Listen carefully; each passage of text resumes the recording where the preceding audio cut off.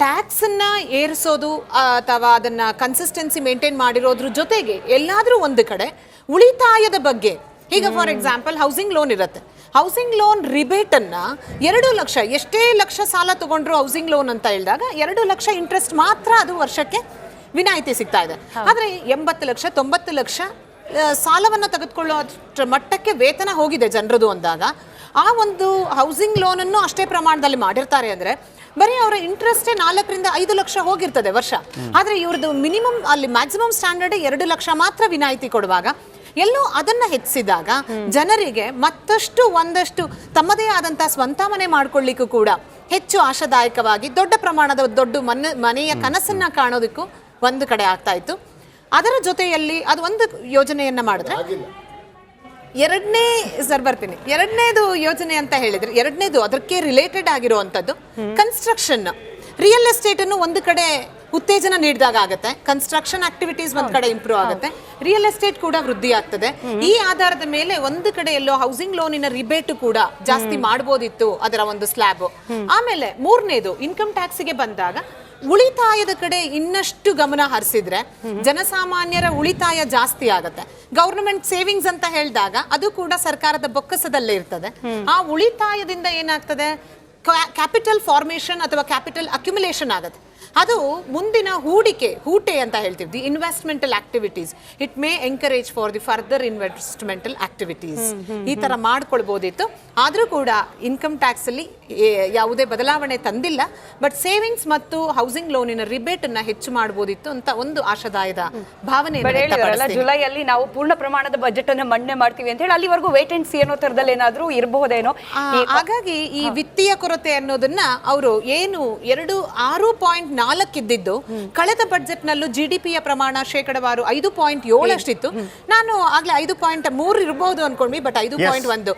ಯಾಕೆಂದ್ರೆ ಒಂದು productive expenditure and unproductive expenditure ಎರಡನ್ನ ನೋಡಿದಾಗ ಎಲ್ಲೋ ಒಂದು ಕಡೆ ಅನ್ಪ್ರೊಡಕ್ಟಿವ್ ಎಕ್ಸ್ಪೆಂಡಿಚರ್ ಜಾಸ್ತಿ ಆಗದೆ ಪ್ರೊಡಕ್ಟಿವ್ ಎಕ್ಸ್ಪೆಂಡಿಚರ್ ಕಡೆ ಗಮನ ಹರಿಸಿ ಈ ಒಂದು ಇಂಟರಿಮ್ ವೋಟ್ ಆನ್ ಅಕೌಂಟ್ ಅನ್ನ ಮೇಡಮ್ ಅವರು ಘೋಷಣೆ ಮಾಡಿದ್ದಾರೆ ಅನ್ನೋದು ಅಭಿಪ್ರಾಯ.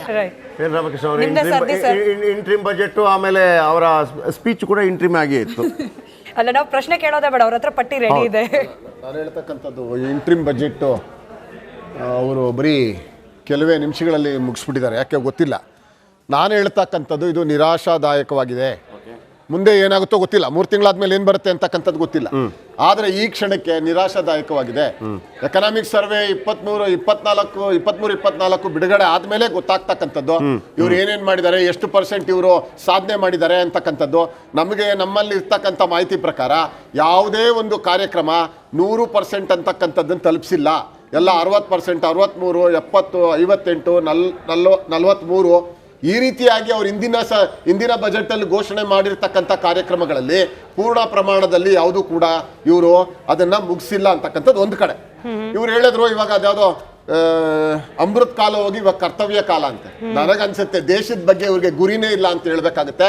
ಇದಾಗಲೇ ಈ ದೇಶ ವಿನಾಶ ಕಾಲಕ್ಕೆ ಹೋಗ್ತಾ ಇದೆ, ಅದನ್ನ ನೀವು ಎಚ್ಚೆತ್ಕೊಂಡಿಲ್ಲ. ಅರ್ಥ ಆಗ್ತಿದ್ಯಾ? ಒಂದು ಕಡೆ ಎನ್ವಿರಾನ್ಮೆಂಟಲ್ ಥ್ರೆಟ್ ದೇಶಕ್ಕೆ ಕಾಡ್ತಾ ಇದೆ.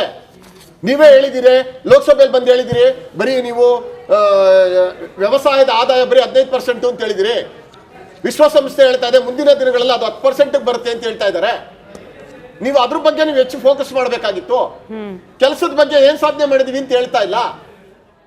ಇಂಡಸ್ಟ್ರಿಗಳಿಗೆ ಯಾವುದೇ ಸಬ್ಸಿಡಿ ಅನೌನ್ಸ್ ಮಾಡ್ತಾ ಇಲ್ಲ. ಬರೀ ನಾನು ಟ್ರೈನ್ ಕೊಡ್ತೀನಿ. 20ನೇ ಶತಮಾನಕ್ಕೆ ನೆಹರು ಅವರು IIT IIM ಎಲ್ಲ ಕೊಟ್ಟಿದ್ರು. ನೀವು ಅದನ್ನ ಮುಂದುವರ್ಸ್ಕೊಂಡು ಹೋಗ್ತಾ ಇದ್ದೀರಿ. ನಿಮ್ ವಿಶೇಷತೆ ಏನಿದೆ ಅದರಲ್ಲಿ? ಮತ್ತೆ ನಿಮಗೆ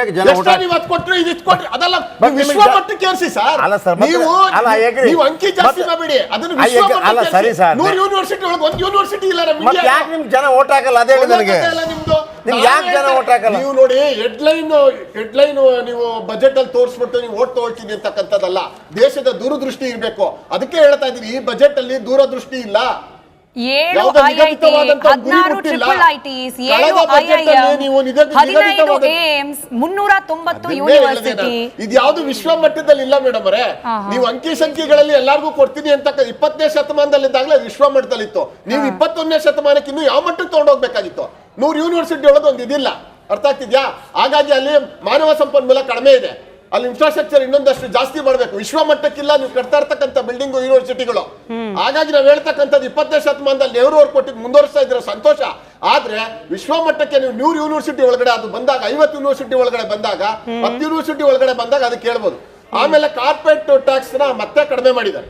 ನಾವು ಹೇಳ್ತಾ ರಿಟೇನ್ ಕಳೆದ ಬಾರಿ 30 ಕಳೆದ ಬಾರಿನೇ ಆಗಿತ್ತು ಸರ್. ಈ ಬಾರಿ ಏನು ಟಚ್ ಮಾಡಿಲ್ಲ. 30% ಕಾರ್ಪೊರೇಟ್ ಟ್ಯಾಕ್ಸ್ 35% ಇತ್ತು, 22 ಮಾಡಿದವ್ರಿಗೆ ಮತ್ತೆ ನೀವು ಕಂಟಿನ್ಯೂಟಿ ಕೊಟ್ಟಿಲ್ಲ. ಹೊಸದಾಗಿ ಯಾರು ಕಾರ್ಪೊರೇಟ್ ಕಂಪನಿಗಳು ಓಪನ್ ಮಾಡ್ತಾರೆ ಅವ್ರಿಗೆ 15% ಅಂತ ಹೇಳಿದ್ರಿ, ಅದು ಮೋಸ್ಟ್ಲಿ ಎಲ್ಲ ನಿಂತೋಗಿರ್ಬೇಕು. ಆಮೇಲೆ ರಾಜ್ಯಗಳಿಗೆ ಕಳೆದ ಬಜೆಟ್ ನಲ್ಲಿ 50,000 ಕೋಟಿ 50 ವರ್ಷಕ್ಕೆ ನಿಮ್ಗೆ ಲೋನ್ ತರ ಕೊಡ್ತೀವಿ ಅಂತ ಹೇಳಿದ್ರು. ಈಗ ಅದನ್ನ 75 ಅಂತ ಹೇಳ್ತಾ ಇದಾರೆ.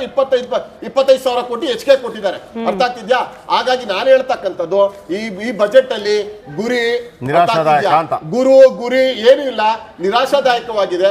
ಹಾಗಾಗಿ ಇಂಡಸ್ಟ್ರಿಯಲಿಸ್ಟ್ ಗಳಿಗೆ ಏನು ಇದರಿಂದ ಉಪಯೋಗ ಆಗ್ತಾ ಇಲ್ಲ, ಬಡವರಿಗಂತೂ ಏನು ಉಪಯೋಗ ಆಗ್ತಿಲ್ಲ, ಸ್ಯಾಲರಿ ಪೀಪಲ್ ಅಂತೂ ಏನು ಉಪಯೋಗ ಆಗ್ತಿಲ್ಲ.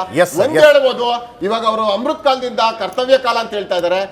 ನಮಗನ್ಸ ಈಗ ಆಲ್ರೆಡಿ ಅದು ವಿನಾಶ ಕಾಲಕ್ಕೆ ಬಂದಿದೆ ಮೋದಿ ಗೌರ್ಮೆಂಟ್ ಅಲ್ಲಿ, ಮೋದಿ ಅವರ ಸರ್ಕಾರದಲ್ಲಿ. ಹಾಗಾಗಿ ನಾವು ಹೇಳ್ತಕ್ಕಂಥದ್ದು ಇದರಿಂದ ಜನಗಳು ಯಾವುದೇ ನಿರೀಕ್ಷೆ ಇಟ್ಕೊಳ್ಳುವಂತದ್ದು ಏನಿಲ್ಲ. ಮುಂದೆ ಆಗ್ತಕ್ಕಂಥ ಪೂರ್ಣ ಪ್ರಮಾಣದ ಬಜೆಟ್ ಅಲ್ಲಿ ನಾವು ಸರ್ಕಾರಕ್ಕೆ ಬರ್ತೀವಿ, ಈ ದೇಶವನ್ನ ಉಳಿಸ್ತೀವಿ, ಎಲ್ಲರ ಕೈನಲ್ಲೂ ಕಾಸು ಇರ್ತಕ್ಕಂಥದ್ದು ಕಾಂಗ್ರೆಸ್ ಗ್ಯಾರಂಟಿಯನ್ನು ನಾವು ಕೊಡ್ತೀವಿ ಅಂತ ಹೇಳ್ತೀನಿ. Thank you very much. Yes ವೀಕ್ಷಕರೇ, ಇಂಟ್ರೀಮ್ ಬಜೆಟ್ 1 ಗಂಟೆ ಒಳಗೆ ಮುಗಿಸ್ಬಿಟ್ರು. ಈಗ ನಾವು ಕೂಡ ಮುಂದಿನ ಸುದ್ದಿಯತ್ತ ಗಮನ ಹರಿಸ್ತಾ ಇದ್ದೀವಿ. ರಾಮಕೃಷ್ಣ ಅವರೇ, ಥ್ಯಾಂಕ್ ಯು ವೆರಿ ಮಚ್ ನಮ್ಮ ಜೊತೆ ಮಾತನಾಡೋದಕ್ಕಾಗಿ. ಮೇಡಮ್, ತಮಗೂ ಕೂಡ ಹೃತ್ಪೂರ್ವಕ ಧನ್ಯವಾದಗಳು. ಇದು ಈ ಹೊತ್ತಿನ ವಿಶೇಷ. ಈಗ ಒಂದು ಬ್ರೇಕ್ ಆದ ನಂತರ ರಿಪಬ್ಲಿಕ್ ಕನ್ನಡ ನ್ಯೂಸ್ ಮುಂದುವರಿಯುತ್ತೆ.